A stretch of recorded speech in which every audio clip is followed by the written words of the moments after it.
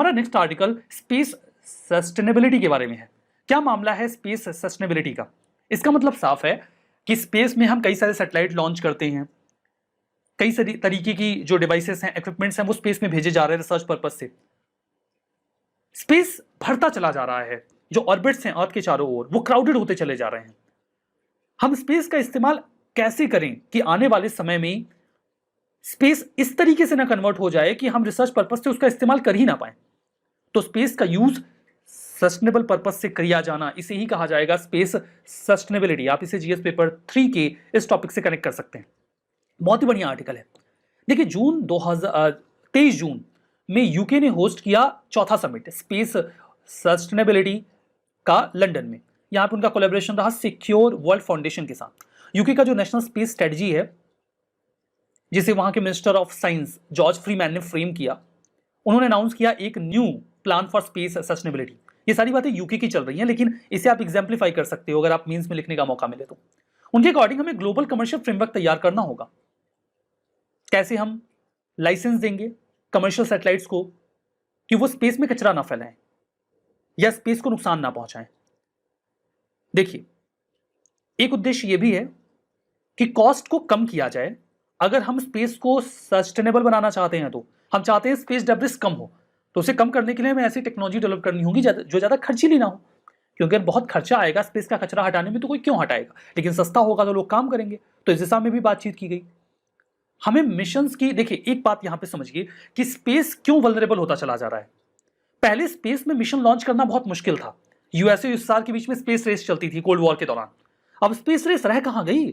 क्योंकि space missions की cost बहुत कम हो गई है और नंबर ऑफ लेयर्स बहुत इंक्रीज हो गए हैं। मिशंस की कॉम्प्लेक्सिटी बढ़ी जरूर है, लेकिन अब इन मिशंस को कंडक्ट करना उतना मुश्किल नहीं जितना कोल्ड वॉर के एरा में था। तो इसलिए ज्यादा स्पेस में इन्वॉल्वमेंट बढ़ गया है। अब इन्वॉल्वमेंट बढ़ने के साथ कई तरीके के खतरे आ गए हैं।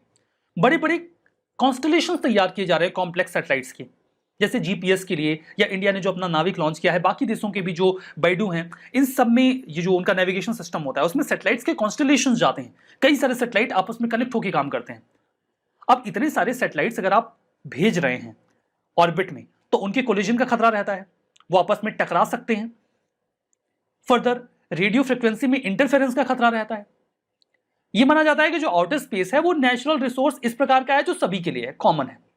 United Nations committee on peaceful use of outer space 2019 में इन्होंने 21 वॉलंटरी और नॉन बाइंडिंग गाइडलाइंस को अडॉप्ट किया, जिसके माध्यम से ये इंश्योर करने की कोशिश की गई कि जब आप स्पेस की एक्टिविटीज में इन्वॉल्व हो रहे हैं तो वो एक्टिविटीज ऐसी ना हो जो स्पेस को नुकसान पहुंचाएं। एक बहुत हॉट इशू है ऑर्बिटल क्राउडिंग का। ऑर्बिटल क्राउडिंग का मतलब यह है कि स्पेस अर्थ के आपने एक ऑर्बिट में बहुत सारे सैटेलाइट लॉन्च कर दिए हैं। वो सैटेलाइट घूमे जा रहे हैं, सीधा थ्रेट है मिशन की सेफ्टी पे। ये आपस में कोलाइड कर सकते हैं, आपस में टकरा जाएंगे। फर्दर अगर टकरा गए तो कौन जिम्मेदारी लेगा? लीगल और इंश्योरेंस रिलेटेड कॉन्फ्लिक्ट्स भी आएंगे, इश्यूज भी आएंगे। फर्दर स्पेस डेब्रिस भी क्रिएट हो रहा है, ये भी एक इंपॉर्टेंट इशू है, प्रोमिनेंट इशू है स्पेस डेब्रिस। स्पेस डेब्रिस का क्या मतलब है? अच्छा, पोएम प्लेटफॉर्म के बारे में आप जानते हैं। अभी 2 तारीख को प्रीलिम बूस्टर में मैंने पोएम प्लेटफॉर्म को डिस्कस किया था। वहां पे हमने चर्चा की थी कि जैसे पीएसएलवी जा रहा है तो पीएसएलवी 4 स्टेज में होता है। जो चौथा स्टेज है वो जाके सैटेलाइट को ऑर्बिट में लॉन्च करेगा, लेकिन जो चौथा स्टेज सैटेलाइट को ऑर्बिट में लॉन्च कर देगा उसके बाद वो चौथा स्टेज वर्थलेस हो जाएगा। मतलब लॉन्च करने के बाद वो कचरा बन गया, वो अर्थ पे वापस नहीं आ सकता, वो उसी ऑर्बिट में चक्कर लगाता रहेगा। कितने सारे सैटेलाइट लॉन्च हो रहे हैं और कितने सारे जो सैटेलाइट्स हैं वो अपना काम कंप्लीट कर लेने के बाद डमी हो जाते हैं, बेकार हो जाते हैं। ये सब ऑर्बिट में घूम रहे हैं, ये स्पेस डेब्रिस बन चुके हैं, कचरा बन चुके हैं। एक तो वो सैटेलाइट जो खराब हो गए, वो जिन्होंने अपना काम पूरा कर लिया, लाइफ साइकिल कंप्लीट कर ली, और सैटेलाइट्स को जब प्लेस किया जाता है ऑर्बिट में तो उनको प्लेस करने के लिए जो पार्ट ऑफ मिसाइल जो रॉकेट है, पार्ट ऑफ रॉकेट है जो जाता है, वो भी स्पेस डेब्रिस बन जाता है। देखिए, पोएम जो प्लेटफॉर्म है उसमें हम पीएसएलवी के चौथे स्टेज को ही एक स्टेबलाइज प्लेटफॉर्म के तौर पे इस्तेमाल करने का प्लान बना रहे हैं ताकि हम स्पेस डेब्रिस कम कर सकें।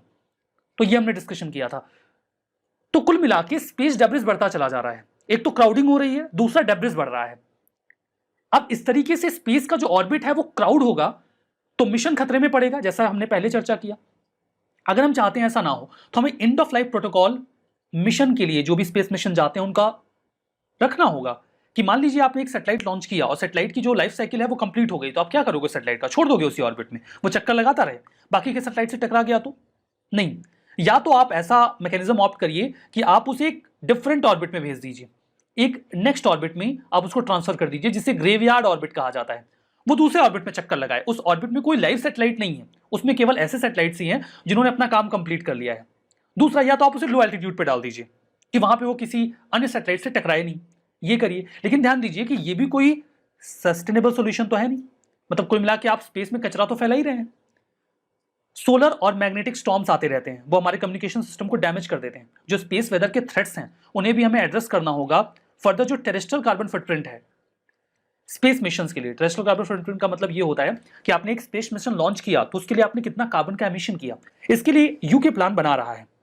यूके ने एस्ट्रो कार्टा का एक प्लान बनाया है। मैग्ना कार्टा आप जानते हो 1215 में साइन किया गया था, जहां पे वहां के राजा ने वहां के नोबल्स को कुछ राइट दिए थे, और राइट्स की शुरुआत मानी जाती है मैग्ना कार्टा 1215। उसी की तर्ज पे एस्ट्रो कार्टा की बात की है यूएसए ने। ये आर्टेमिस अकॉर्ड मॉडल पे तैयार किया जाएगा। आर्टेमिस अकॉर्ड 2020 में साइन किया गया था, जिसमें यह बात की गई थी कि कैसे हम स्पेस में जो एक्सप्लोरेशंस किए जा रहे हैं वो सस्टेनेबल बनाएं। उसी के मॉडल पे एक्स्ट्रा जो एस्ट्रो कार्टा है उसको यूके डेवलप कर रहा है। इसमें 4 प्राइमरी एलिमेंट्स पे बातचीत की गई है, जैसे कि रिव्यू और रेगुलेट किया जाए, मतलब जो रेगुलेटरी फ्रेमवर्क है उनको रिव्यू किया जाए यूके की ऑर्बिटल एक्टिविटीज को लेकर। यूके अपनी जो भी एक्टिविटीज हैं उनको ऐसा बनाए कि उससे नुकसान ना हो स्पेस को। फर्दर, वो G7 और यूएन जैसी एंटिटीज के साथ काम करेगा ताकि ग्लोबल लेवल पे एफर्ट्स किए जा सके।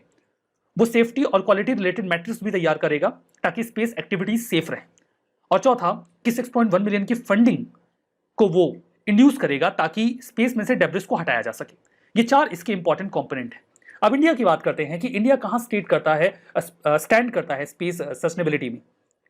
इन space, Indian national space promotion and authorisation centre को पिछले महीने इनॉग्रेट किया गया, जिसके माध्यम से प्राइवेट सेक्टर्स को फैसिलिटेट किया जाएगा कि वो स्पेस एक्टिविटीज में इन्वॉल्व हों। कई सारे स्टार्टअप्स हैं भारत में जो प्राइवेट सेक्टर में काम कर रहे हैं स्पेस में, जैसे कि अग्निकुल और स्काई रूट। ये लॉन्च व्हीकल्स बनाते हैं, छोटे पेलोड्स बनाते हैं। इसके अलावा एक और है ध्रुवा स्पेस, ये हाईटेक सोलर पैनल्स बनाते हैं जिनका इस्तेमाल सैटेलाइट्स में और सैटेलाइट डिप्लॉयर्स में किया जाता है। धीमे धीमे इंडिया में एक सब सिस्टम तैयार हो रहा है जहां पे प्राइवेट सेक्टर्स इन्वॉल्व होंगे सैटेलाइट लॉन्च में या फिर स्पेस एक्टिविटीज में। इंडिया का एक स्पेस रिसर्च ऑर्गेनाइजेशन इसरो का जो एक प्रोजेक्ट है, प्रोजेक्ट नेत्रा, वो स्पेस डेब्रिस को मॉनिटर करता है कि कहीं कोई एक सैटेलाइट या कचरा किसी सैटेलाइट से लाइव सैटेलाइट से टकराने तो नहीं वाला है। अप्रैल 2022 में इंडिया और यूएसए ने साइन किया एक नया पैक्ट कि वो स्पेस डेब्रिस को मॉनिटर करेंगे, जब 2+2 डायलॉग हुआ। फर्दर, इन ऑर्बिट सर्विसिंग के लिए इसरो ने एक डॉकिंग एक्सपेरिमेंट भी किया है जिसे स्पेडेक्स कहा गया है।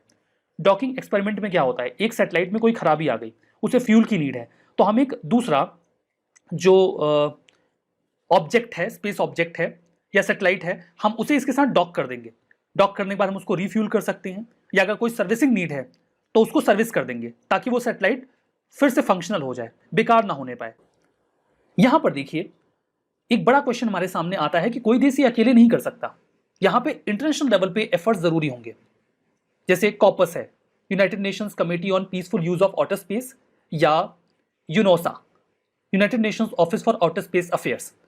ये एंटिटीज जो ग्लोबल लेवल पे काम करती हैं, इनके एफर्ट्स कारगर साबित हो सकते हैं। यूके का जो एस्ट्रो कार्टा है, इसकी तर्ज पर और इनिशिएटिव्स दुनिया के अन्य देशों में भी लिए जाने चाहिए कि आप रेगुलेशंस तैयार करिए कि आप क्या करने वाले हैं। इंडिया ने हमेशा कॉस्ट इफेक्टिव और इफिशिएंट मिशंस तैयार किए हैं। स्पेस डेब्रिस जो आज फैला हुआ है, जो कचरा है, उसमें इंडिया का रोल बहुत कम है। ऐसा डेब्रिस जिसका साइज 10 सेंटीमीटर से बड़ा है, इसकी संख्या स्पेस में 25,182 है। इंडिया की ओर से इसमें महज 114 डेब्रिस हैं, मतलब इंडिया ने कुछ खास कचरा फैलाया नहीं है। तो इंडिया को चाहिए कि हम आगे ऐसी गाइडलाइंस तैयार कर लें कि हम स्पेस को अच्छी तरीके से यूटिलाइज करें और कचरा ना फैलाएं। हमारे मिशन की प्रोडक्टिविटी जो है वो बहुत ही अटमोस्ट लेवल की हो। तो ये सारा मामला स्पेस सस्टेनेबिलिटी का रहा। उम्मीद करते हैं ये सेशन आपको बढ़िया से समझ में आया होगा। तो आज के सेशन में बस इतना ही। पीडीएफ आपको ओनली आईएएस के टेलीग्राम चैनल पे मिल जाएगी, वहां पे जाके आप इसे डाउनलोड कर सकते हैं और रिवाइज कर सकते हैं। So that's all for now. Thank you very much.